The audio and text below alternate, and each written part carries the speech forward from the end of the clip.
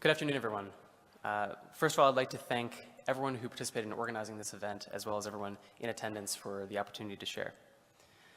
Friends and classmates, my name is Max Zoberman, and over the course of the last 4 years, I have typed that exact series of words at the top of well over 250 class, college, and university-wide communications. It has been my pleasure to serve in multiple representative capacities, most recently as student body president, and much to the amusement and consternation of my peers, I have insisted on opening every dialogue, written or digital, between myself and you all with friends and classmates.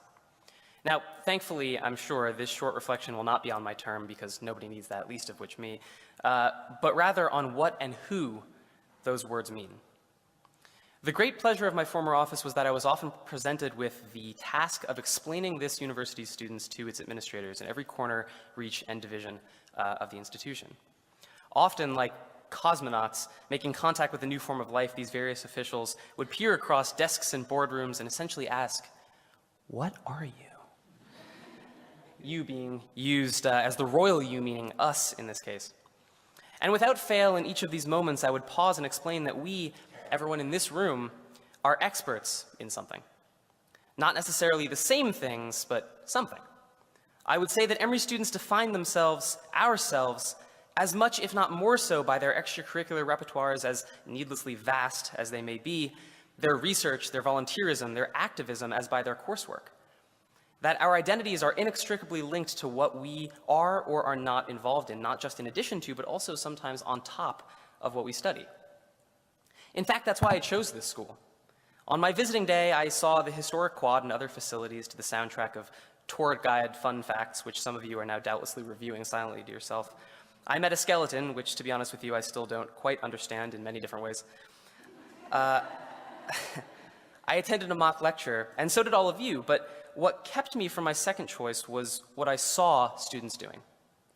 I knew naturally that students were between classes or they were preparing for exams, but I saw SAs and RAs running about putting out fires, both literal and figurative. For the us's of yesteryear, I saw clubs holding executive board meetings and students filing in and out of the business office to submit budgets for trips and events and speaker series.